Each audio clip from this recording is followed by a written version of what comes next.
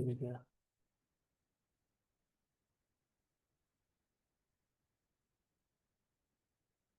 देखो समरी कल का ये था, सैटरडे का, कि जो कैटेगरी हम लोगों ने किया था वो अभी इसमें रिकवर करना है। वो कल की वीडियो डिलीट हो गई थी। उसमें ये था कि भारत की नागरिकता को किस तरह से सेटलमेंट किया गया था। तो उसमें मैंने 5 बातें लिखाई थी। पहली बात ये थी कि अधिवास के आधार पे, हाँ, और आर्टिकल 5, हाँ, इमिग्रेंट, फिर माइग्रेंट और फिर अब्रॉड, ये 4 बातें थी। फिर उसके बाद 1955 का एक्ट दे ही दिया गया था आर्टिकल 11 से। तो ये 4 बातों पे हम लोग रुके हुए थे। तो उसी में से पहली बात चल रही थी कि अधिवास जो होता है, क्या उस अधिवास के लिए आपका उस भूमि पे रहना जरूरी है जिसकी आप नागरिकता लेने जा रहे हो? क्या उस भूमि पे जिस पे आप अधिवास रखना चाहते हो आपकी बिल्डिंग होना जरूरी है? क्या आपका घर होना जरूरी है? तो अधिवास में निवास भी आता है कि नहीं आता है? तो अधिवास में निवास प्लस इंटेंशन, आशय, ठीक है, ये 2 चीजें जरूरी होती है, निवास और आशय। और आशय जो होना चाहिए वो परमानेंट होना चाहिए कि हम यहीं रहेंगे, यहीं निवास करेंगे। अब अगर मान लो एरम कोई मेहमान आया और आप ही के घर में बैग वैग फेंक के और रूम में बढ़िया आराम से बैठ गया और आशय बना लिया कि अब हम यहीं रहेंगे, तो तब क्या करो? आशय है भाई, आशय बदलने में कितनी, ऑन द स्पॉट भी बन जाता है कि नहीं? तब आप क्या करो शायरा? जी सर। तो आशय निश्चित होना चाहिए कि हम यहीं रहेंगे। तो इसी तरह भारत के संदर्भ में था कि अगर पाकिस्तान से आप आ गए हो तो बैग फेंक दीजिए। अब किसी पेड़ के नीचे, किसी रेलवे पुल के नीचे, कहीं पे भी आप अपना डेरा डाल दीजिए। रिजिड हो जाइए कि अब हम कहीं नहीं जाएंगे, रहेंगे तो यहीं रहेंगे। ठीक।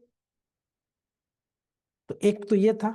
अब उसमें ये था कि आपका जन्म में भारत में हुआ हो या आपके माता पिता में से किसी का जन्म हुआ हो, या 5 वर्ष पहले से 3 कंडीशंस थी, 3 में 2 फुलफिल करनी थी। 3 कंडीशन थी ना। पहला, आपका अधिवास होना चाहिए, और फिर उसके बाद ये अधिवास तो नहीं, आना तो जरूरी है ना, फोन पे नहीं कि आ रहे हैं रुको जगह ले लेना हम आ रहे हैं, नहीं। आपका अधिवास यानी आप फाल्टी मार के बैठ चुके हो, ठीक है, भारत की भूमि पर। अब 3 बातें होनी चाहिए, 3 बातों में से 2 बातें होनी चाहिए। यानी आपका जन्म या आपके माता पिता में से किसी, यानी 2 बातों में से कोई एक बात होनी चाहिए। और फिर तो ये अधिवास प्लस ये हो गया, भारत के नागरिक हो गए। फिर अगर ठीक है माता पिता में से आपका किसी का जन्म नहीं हुआ तो, लेकिन आके आप फाल्टी मार के बैठ गए, तो फिर अगर 5 साल पहले आप आए हो और माता पिता दा और किसी का जन्म नहीं हुआ यहाँ पे, तो अधिवास प्लस 5 साल मिला के भी आपको भारत की नागरिकता। बात समझ में आई कि नहीं आई? यहाँ पे थोड़ा सा टेक्निकल है। टेक्निकल ये है कि पहला तो डोमिसाइल आपका कंपलसरी है, ठीक है, डोमिसाइल।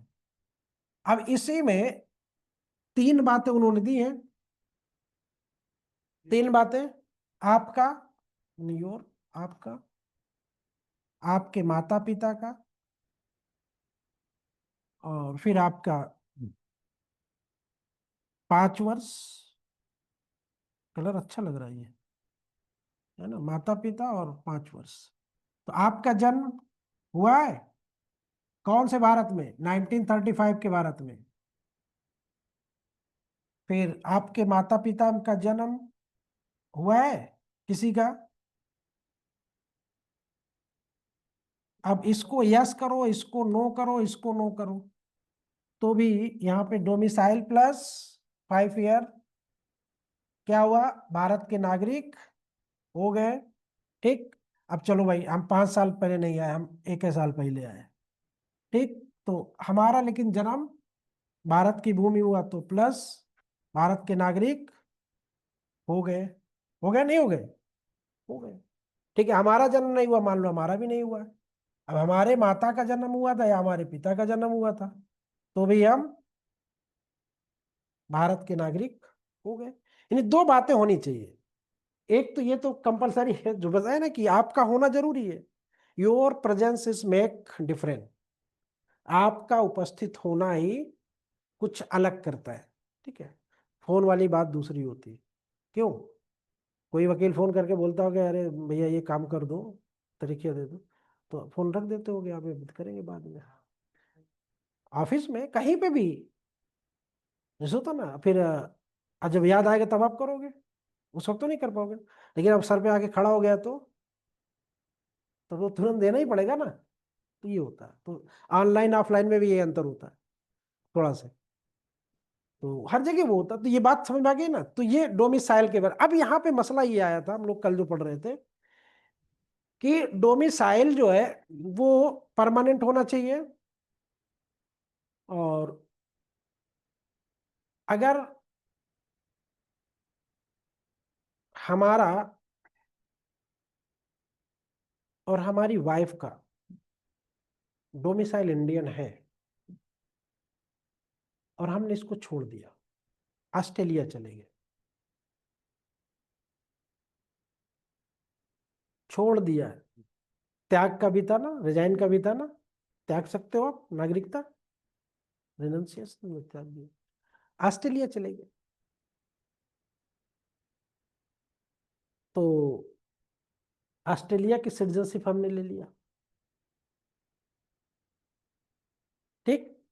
अब बच्चे जब होंगे वहां पे, तो उनकी नागरिकता का क्या प्रश्न होगा? उसमें ये होता है कि बच्चे तो जहां के माता पिता होते हैं वहां के होते हैं। यहाँ पे भी, अब देखो, यहाँ पे भी डिस्क्रिमिनेशन है लड़कियों में और लड़कों में। तो पेरेंट्स जो होते हैं ना, इन्हीं की जो सिटीजनशिप होती है वो बच्चों की होती है, चाइल्ड की, है ना। लेकिन भारतीय नियम कानून में अंतर है।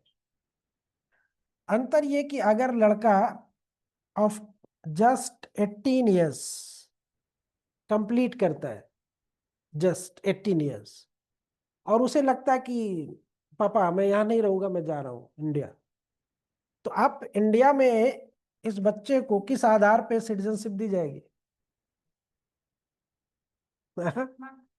जन्म तो इसका ऑस्ट्रेलिया में हुआ है, तो इसका तो जन्म तो हुआ नहीं है। अब उसके बाद जो 5 कंडीशन है कौन कौन सी है? जन्म के आधार पे, मूल वंश, तो हमारा मूल वंश कहाँ का है? मूल वंश के आधार पे इस बच्चे को कहाँ की मिलेगी? इंडिया की। लेकिन इसके साथ बेचारे के साथ एक प्रॉब्लम है। प्रॉब्लम ये है कि अगर ये 18 ईयर्स से 19 ईयर क्रॉस कर गया, 1 साल का अवसर होता है, क्रॉस कर गया तो फिर नहीं, वही का नहीं होगा, लेगा तो फिर फॉर्मेलिटीज बढ़ानी पड़ेगी। 5 साल रहो, फिर अपने आप को साबित करो, फिर तमाम तरह की चीजें ये करना। लड़कियों के लिए नो, लड़कियां नहीं ले सकती। उनकी नागरिकता जो होती है लड़कियों की, वो हमेशा माता पिता की होती है। ठीक है, जब तक कि शादी ना हो जाए। ठीक। लेकिन अगर वो 18 साल की हो गई, वो चाहे कि हम इंडिया की सिटीजनशिप ले ले, नहीं ले सकते बिना माता पिता के या बिना हस्बैंड के। हाँ, तो फिर हो जाए, तब तो हो जाए। तो अनमैरिड गर्ल्स की जो सिटीजनशिप होती है वो उसके माता पिता की होती है। मैरिड लड़की की जो सिटीजनशिप होती है वो उसके हस्बैंड की होती है। ठीक है। इस खूंटे से खोल के उस खूंटे में बांधा, कभी उसको छोड़ा नहीं जाता है। ठीक है। अरे अभी क्या बोल रहे हैं, ये तो बोल रहे हैं ना कि 18 की हो जाए, 28 की हो जाए, 38 की हो जाए, 50 की हो जाए, अनमैरिड रहे, कभी नहीं ले सकते। लड़का ले सकता है। ठीक। तो उस विधवा की नागरिकता उसके पूर्व पति की हो गई, डाइवर्स हो गया, बता ना, पूर्व पति की, तो पूर्व पति कौन है उसका? इंडियन है। ठीक। तो विधवा की नागरिकता उसके पूर्व पति, लेकिन अगर शादी कर ली तो? अब यहाँ पे आप, मैंने भाषा जो बोली है वो समझ नहीं पाई आप लोग।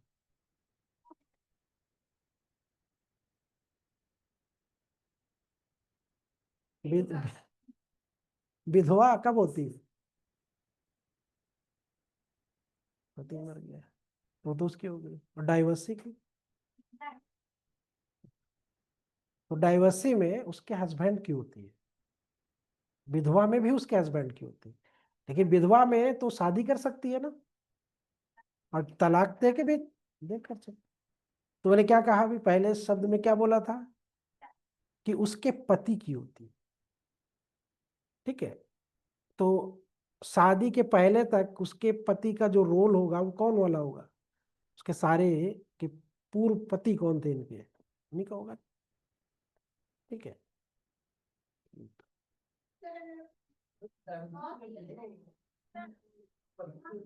पूर्व पति का, पूर्व पति का कुछ नहीं, नहीं होगा। जैसे ही वो दूसरे से करेगी फिर उसकी हो जाएगी, शिफ्ट हो जाएगी वो। हाँ। ठीक। अपने देश में, अब दुनिया में क्या, हमें क्या मतलब? हाँ, हो जाएगी। आपको आना पड़ेगा वापस, return back to pavilion, Bharat की नागरिकता फिर लेना पड़ेगा। ठीक है। शांत रहो अभी। हाँ, सवाल जो मन में हो बता दो। पेरेंट्स है, क्या कर रहे हैं?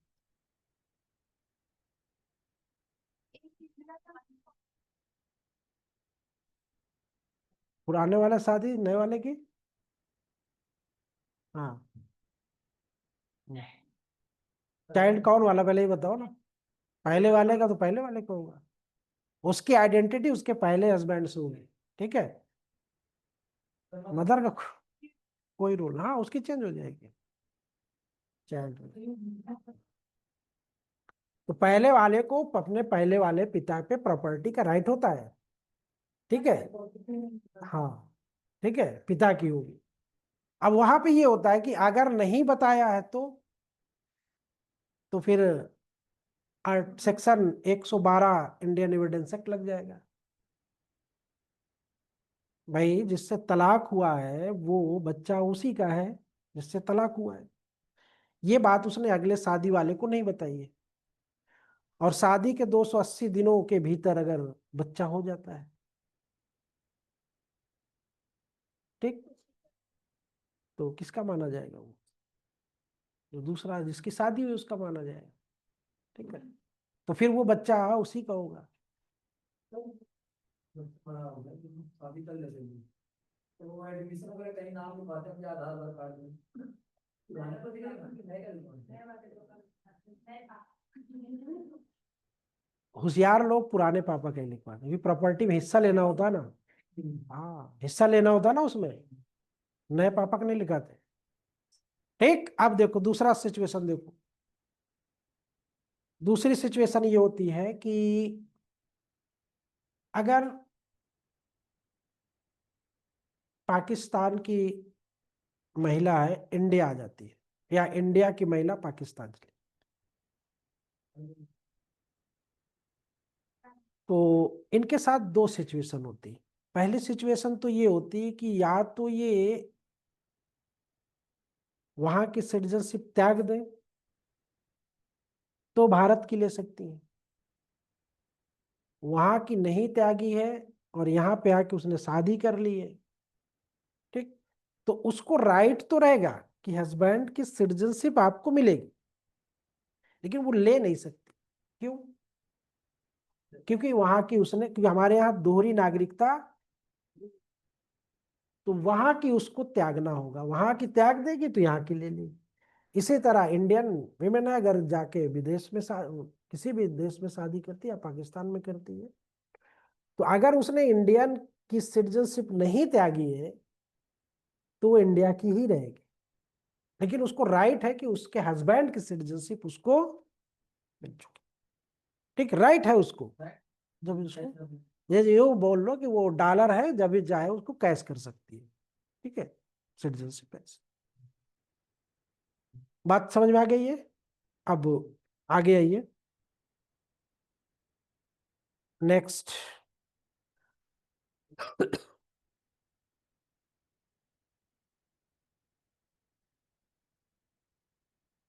और कोई प्रॉब्लम तो नहीं आ रही मन में? हम्म? अब तो समझ में आ ही गया होगा ना?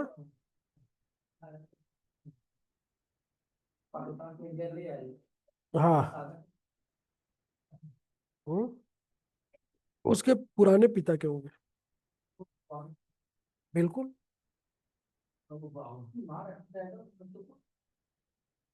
5 साल के बाद नहीं रख सकती वो, 5 साल तक गार्जियनशिप होता है। फिर बाकी 5 साल हो गए और यहाँ की नागरिकता उसके बच्चे ले ले, ठीक है, उसको, हाँ, उसको मिल जाए तो फिर हो सकता है। आधार कार्ड, आधार कार्ड ना तो निवास का और ना तो किसी, कुछ नहीं है वो खाली फालतू में बेवकूफ बनाने के लिए की। हम्म। होना चाहिए उसको, बल्कि अथराइज कर देना चाहिए था। गलत किया इन्होंने, हो जाने चाहिए, कर देना चाहिए। हाँ सब कुछ है लेकिन वो बेवकूफ है ना। डिजी लॉकर में फिर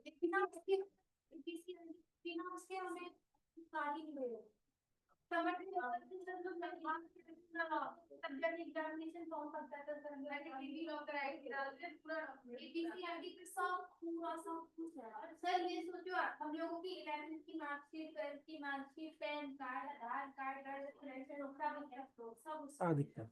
हाँ ना,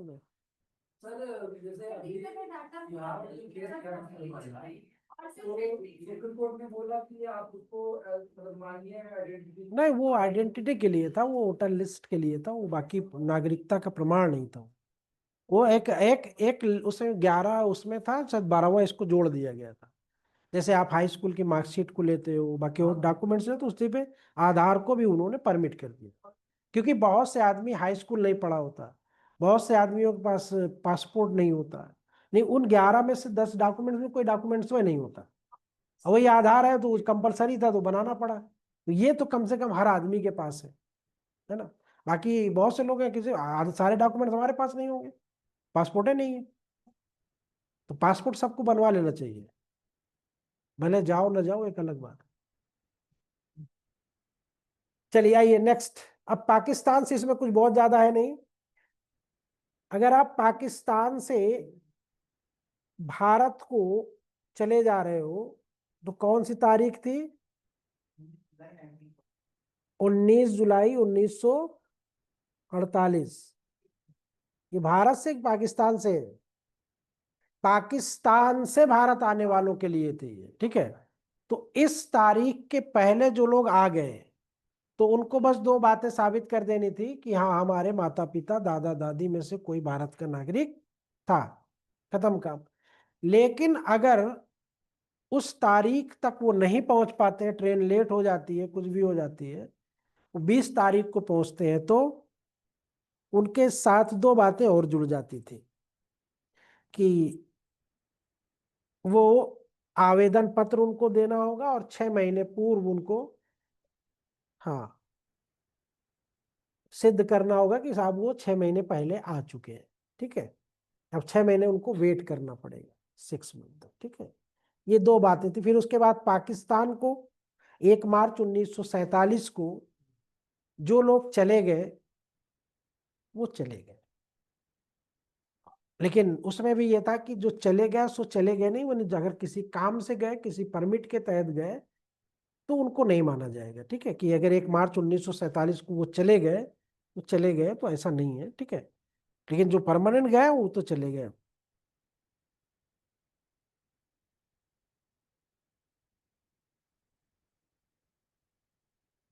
तो इसमें सन्नो देवी का मामला था ना। तो इसमें ये था, सन्नो देवी बनाम मंगल सेन का केस था।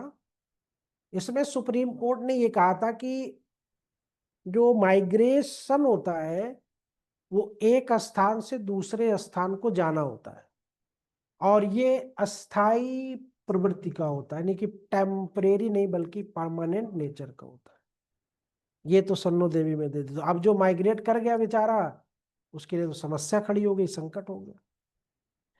फिर बाद में कोर्ट ने कहा दूसरे केस में, कुलाथिल बनाम केरल राज्य के, स्टेट ऑफ केरल, उसमें कहा कि नहीं, माइग्रेट का मतलब ये नहीं होता है कि अस्थायी तौर से जाना हुआ। ठीक है, माइग्रेट का मतलब होता है एक स्थान से दूसरे स्थान को स्वेच्छा पूर्वक जाना। ठीक है, आवश्यक नहीं है कि वो आना जाना परमानेंट रेजिडेंस के अकॉर्डिंग हुआ हो, ऐसा नहीं।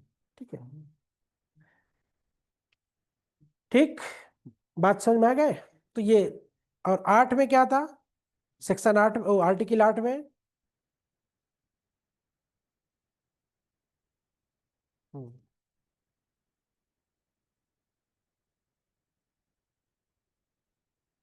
अब इसमें यह था कि 1935 के एक्ट के अकॉर्डिंग, अब इसका थोड़ा सा हिस्टोरिकल बैकग्राउंड भी है, थोड़ा समझ लेना। आपने सुना भी होगा कि भारतीय मूल के राष्ट्रपति, भारतीय मूल के प्रधानमंत्री, भारतीय मूल के काउंसलर, भारतीय मूल के वैज्ञानिक, भारत तमाम लोग है ना। तो नहीं, एनआरआईज नहीं होते, वो भारतीय मूल के होते हैं लेकिन जाके किसी दूसरे कंट्रीज में बस गए। तो हाँ, ऋषि सुनक थे और भी बहुत से लोग हैं। ये जो इकोनॉमी का वो दिया गया था ना उनको, नोबेल, तो उसमें ये था कि अंग्रेज लोग इंडियंस को क्यों ले जाते थे, पता है आप लोगों को क्यों ले जाते थे?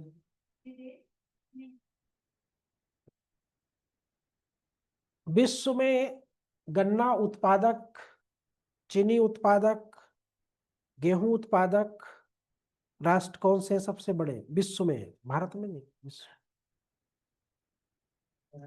Cuba, bowl, bowl of the Cuba. और कनाडा में गेहूं, गन्ना वगैरह जो था ये फिजी, सुरिनाम, टोबैको, ये जितने भी इक्वेटोरियल कंट्रीज है, जितनी भी इक्वेटोरियल, इनमें बहुत अच्छी खेती होती है। जैसे अपने तराई क्षेत्र में, तराई क्षेत्र समझ रहे हैं?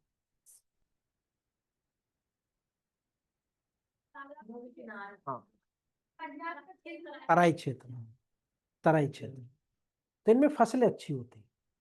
क्यों अच्छी होती है, उसके पीछे भी रीजन है।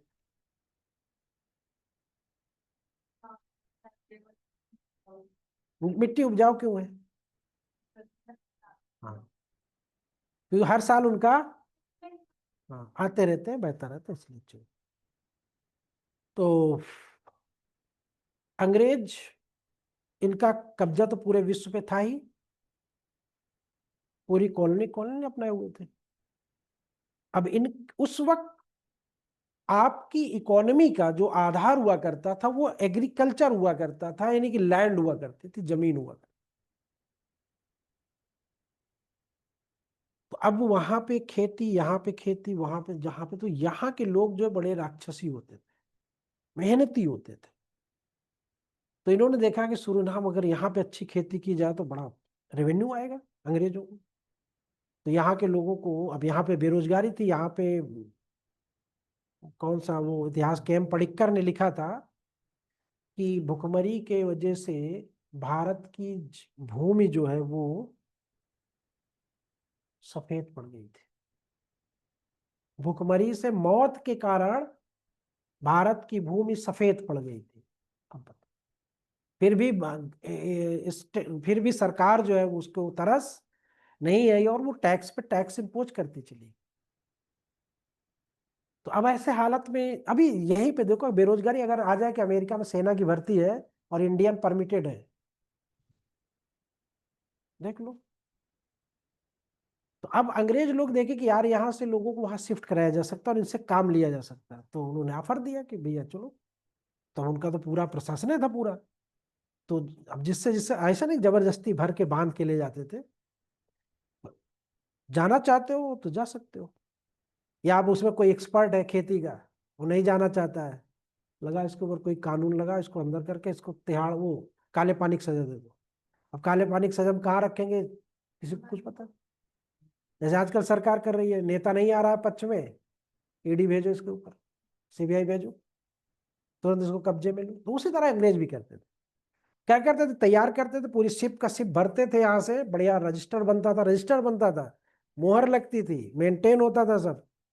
पानी की जहाज से जाते थे, हवाई जहाज नहीं थी उस वक्त। पानी की जहाज में भरते थे बढ़िया खाना पकाने का सामान, और उसमें ले जाए, ले जाके छोड़ दे। तुमको यहाँ पे गन्ने की खेती करना, गेहूं की खेती करना, इसकी खेती करना। अब वहां पे जब धीरे धीरे धीरे चीजें बदलती गई तो कुछ होशियार लोग भी थे, ऐसा नहीं बेवकूफ भी थे सब बेचारे, वहां पे अपना वो धीरे धीरे धीरे धीरे करके सेटलमेंट करना शुरू कर दिया। अब उनको अच्छा लगने लगा, फिर सरकार बदली, सरकारें आई तो पता लगा कब्जा हो गया पूरा। अब फिजी सूरीनाम ये लावारिस हो गए। तो लावारिस कोई चीज होती है तो क्या होता है, जो वहां पे पहला व्यक्ति होता है वो क्या करता है, कब्जा करता है। तो इन सब कंट्रीज पे जो है इंडियन मूल के बहुत मिलेंगे आपको। तो ऐसे भारतीय लोग वहां पहुंचे थे, कोई बसने नहीं गया था वहां पे। कनाडा में मैक्सिमम पंजाबी मिलते हैं आपको। क्यों, सब गए थे खेती की वजह से गए थे। बात समझ में आ गई ना अब कि क्यों गए थे, हाँ जा सकते हो आप।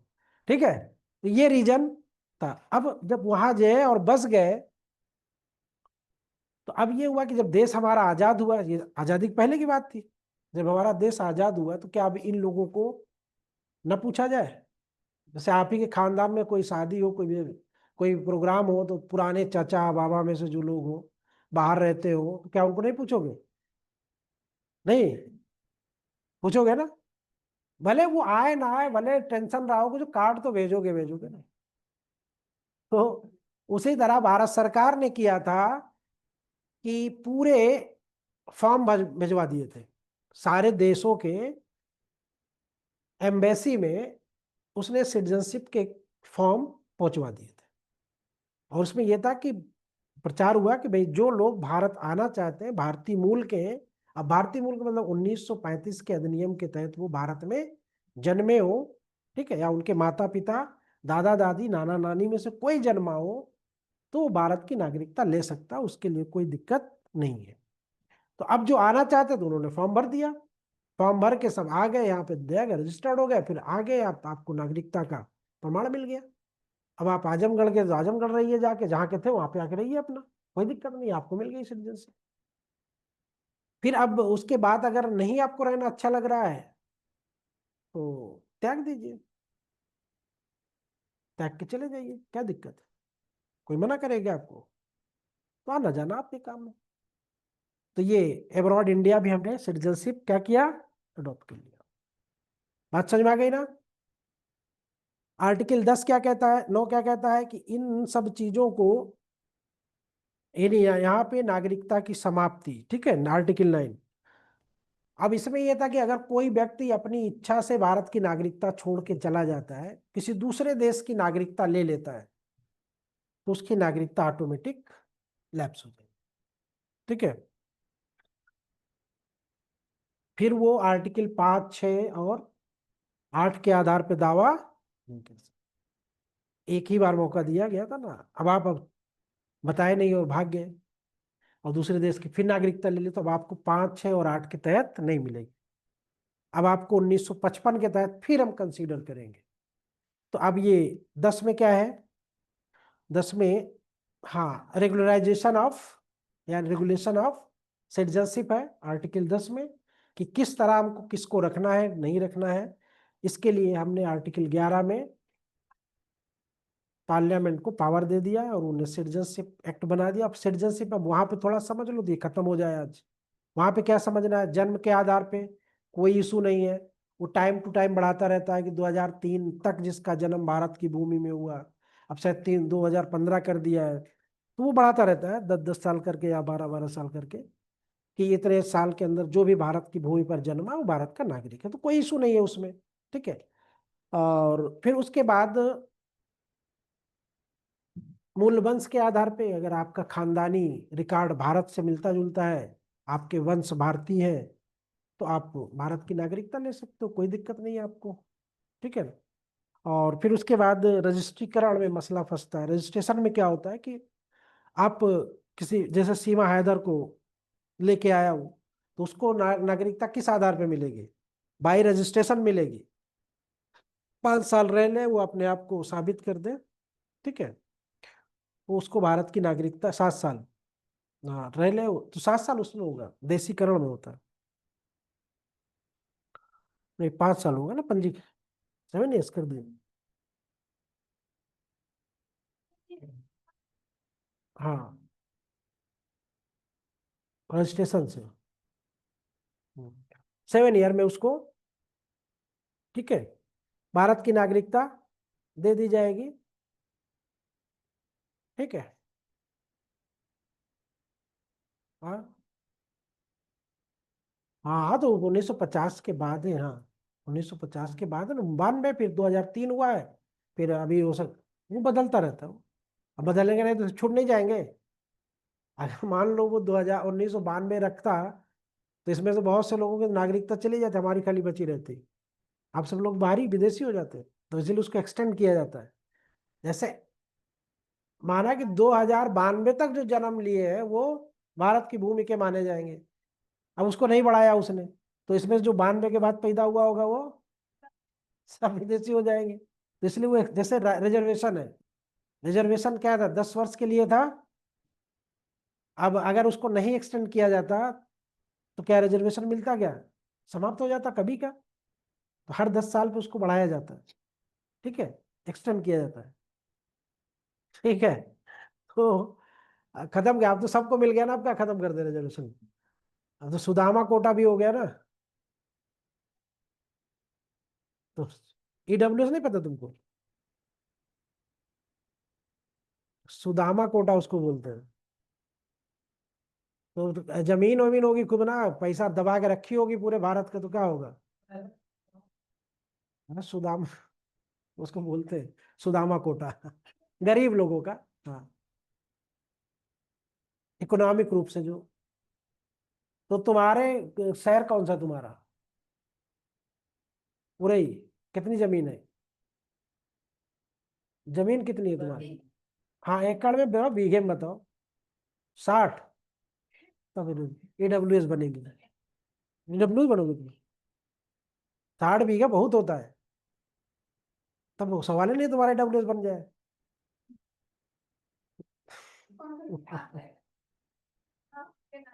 हाँ, इसको बाकी देख लेना, शॉर्ट में बता देता हूँ आपको। ठीक है, ये हो गया। उसके बाद देशीकरण, नेचुरलाइजेशन क्या होता है? नेचुरलाइजेशन देशीकरण से, रजिस्ट्रेशन से हो गया, देशीकरण से। देशीकरण का मतलब ये कि जैसे मान लो ऑस्ट्रेलियन कोई अंग्रेज था उस जमाने में, 1945-46 में आ गया था आईसीएस बन के। आईसीएस मतलब समझ रहे हो, इंडियन सिविल सर्विस जब चलती थी, या और भी लोग पहले थे जॉब कर रहे थे। अब उन्होंने क्या किया, कोई इंडियन लड़की शादी कर लिया, कोई अंग्रेज इंडियन लड़की शादी कर ली। तो अब आईसीएस होने के बाद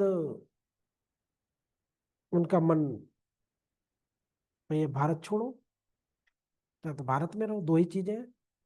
तो अगर आपने इंडियन कल्चर अडॉप्ट कर लिया है, इंडियन कॉन्स्टिट्यूशन अडॉप्ट कर लिया है, ठीक है, तो उसी को देसीकरण बोला। अगर मान लो विदेशी है, दोनों पेयर विदेशी हैं, हस्बैंड और वाइफ दोनों ब्रिटेन के हैं, यहाँ पे उन्होंने अपना पूरा सेटलमेंट कर लिया है, जैसे ईसाई मिशनरी देखी हो ना, पूरा सेटलमेंट कर लिया, पूरा एम्पायर खड़ा है उनका, तो वो भारत क्यों छोड़ेंगे? ठीक है, क्यों छोड़ेंगे, भारत में ही रहेंगे ना। तो भारत में अब उनकी नागरिकता कैसे होगी? तो उनको ये है कि आप साड़ी बांधना जानते हो कि नहीं जानते हो, गोबर उठाना जानते हो कि नहीं जानते हो, है ना, भैंस का दूध निकालना जानते हो कि नहीं जानते हो, हाँ देसीकरण, ठीक है। यानी ऐसा नहीं, मतलब यहाँ के कल्चर से यूज टू हो कि नहीं, बात समझे कि नहीं समझे? वही बाय नेचुरलाइजेशन, वही देसीकरण, उसी को बोला जाता है। हाँ 7 और फिर 12, 7 साल पहले स्टे करिए, उसके बाद 12वें साल आपको उसमें मिलेगा। तो इसमें यह है कि आपको नेचुरल, यानी भारत की सभ्यता, संस्कृति, संविधान, नियम कानून का पालन करना हो। अगर आप रेडी हो तो आपको भारत की नागरिकता दी जा सकती है, ठीक है। ये भाई देशीकरण होता है, यानी अपने आप को आप देसी समझ लो, बाहर इंडियन समझ लो, ठीक। बात समझ में आई कि नहीं आई? क्या 5 साल?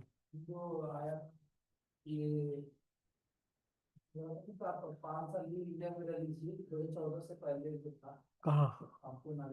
वो डुअल सिटीजनशिप करा होगा। वो हमारे देश में दोहरी नागरिकता भी दी जाने लगी ना, लेकिन वो दोहरी नागरिकता में आपको पॉलिटिकल नहीं, सिटीजनशिप वाले राइट नहीं देते, वो सिर्फ इन्वेस्टमेंट के आधार पे दिए जाते हैं, ठीक है। तो दोहरी नागरिकता का भी प्रोविजन है, लेकिन वो सिर्फ और सिर्फ आपको कमर्शलाइजेशन यूज करने के लिए।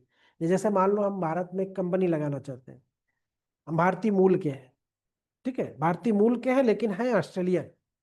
अब हमें भारत में पैसा इन्वेस्ट करना है, तो अब जब हमें यहाँ की दोहरी नागरिकता जब दे ले लेंगे, तो फिर हमारे साथ बिजनेस वाले जो नियम कानून होंगे वो इंडियन की तरह यूज होंगे, ठीक, लेकिन पॉलिटिकल नहीं होंगे, ठीक है। ठीक, अब इसके बाद जो अपवाद आते हैं कि केंद्रीय सरकार विज्ञान, कला, दर्शन, पहले बता चुका हूं, विश्व शांति या मानवीयता के आधार पर विशिष्ट सेवा जो लोग करते हैं, उनको भी देशीकरण के माध्यम से नागरिकता दे सकता है, ठीक है। जैसे कल चर्चा हो रही थी ना, राहत फतेह अली खान, है ना, हाँ, अदनान सामी, तो उनको भी भारत की नागरिकता दी जा सकती है। फिर भूभाग अर्जित करके अब कोई चीज जब आप खरीद लेते हो या कोई चीज आप जीत लेते हो, वो किसका हो जाता है? खरीदने के बाद उस पर राइट किसका होता है? आप ही का तो होता है। तो उसी तरह अगर किसी भूभाग को हमने जीत लिया है, अर्जित कर लिया है, हमारा हो गया, तो वहां के नागरिक जो होंगे वो किसके होंगे? हमारे होंगे, तो उनको हम भारत का नागरिक ऑटोमेटिकली देंगे, ठीक है। ठीक, समझ में आ गई बात? तो ये आपका सिटीजनशिप था। अब इसके बाद कल फंडामेंटल राइट शुरू होगा आपका। इसमें बहुत कहाँ कभी कभी 1-2 बार आया, बहुत ज्यादा नहीं आता है।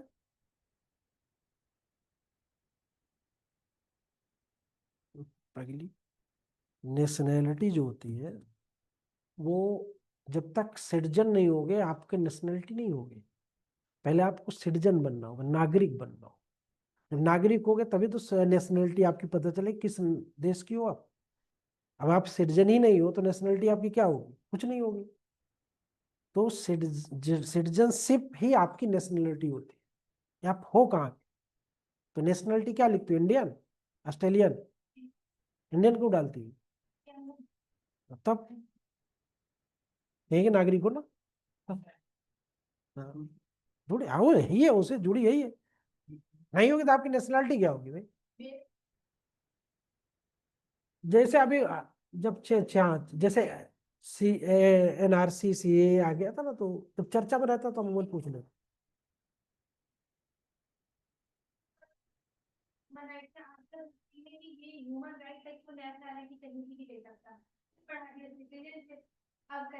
नेशनलिटी आप नहीं तो नेशनल आगे ना बात, नेशनलिटी आप कहीं की ले सकती हो। अजय अभी आप कहाँ की हो? आप इंडियन हो ना, नेशनलिटी में इंडियन डालती हो, आप भाग जाओ, छोड़ दो, कुछ मत बताओ, किसी को मत बताओ, आप ऑस्ट्रेलिया चली जाओ और जाके वहां की सिटीजनशिप ले लो, ठीक, वहां की ले लो, यहाँ कुछ मत बताओ, यहाँ की ऑटोमेटिक समाप्त हो जाएगी। अब नेशनलिटी में आप क्या डालोगी? ठीक, आप किस जिस भी देश में परमिटेड है आप ले सकते हो, किसी भी देश में। जहाँ पे नहीं परमिटेड वहां नहीं जा सकती आप, ठीक। आप अपने भारत की भूमि में ही कुछ एरियाज में आपको नहीं परमिटेड है भाई बसना, नहीं बस सकती आप। टाइप।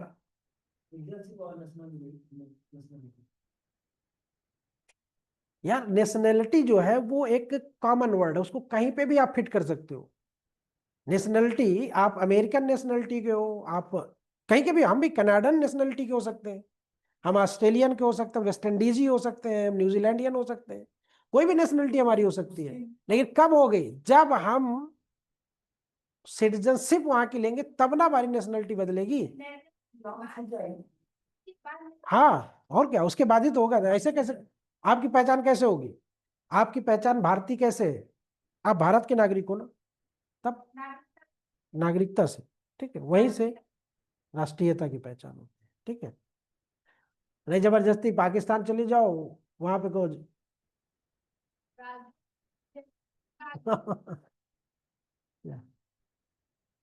हाँ, क्यों तो नहीं, हाँ एक ही नागरिकता, यहाँ पे नहीं होती। यहाँ पे डोमिसाइल शिफ्ट होता रहता है लेकिन बदलता नहीं है, शिफ्ट होता रहता, बदलता नहीं है, ठीक। तो नेशनलिटी राष्ट्रीयता होती है, आप किस राष्ट्र के हो, ठीक है। तो किसी भी राष्ट्र के आप कहलाओगे कब, जब वहां के नागरिक होगे ना। तो इसीलिए उसमें आपके पासपोर्ट पे लिखा रहता है भारत गणराज्य, आप कहाँ के हो, भारत गणराज्य। नेशनलिटी आपकी है, आप नागरिक भी वहीं के हो, ठीक। सर नहीं है क्या अभी? देख लो।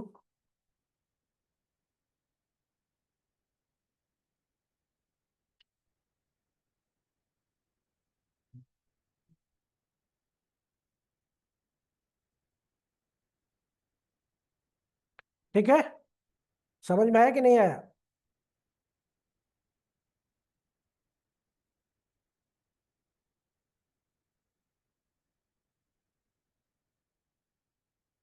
नहीं आया?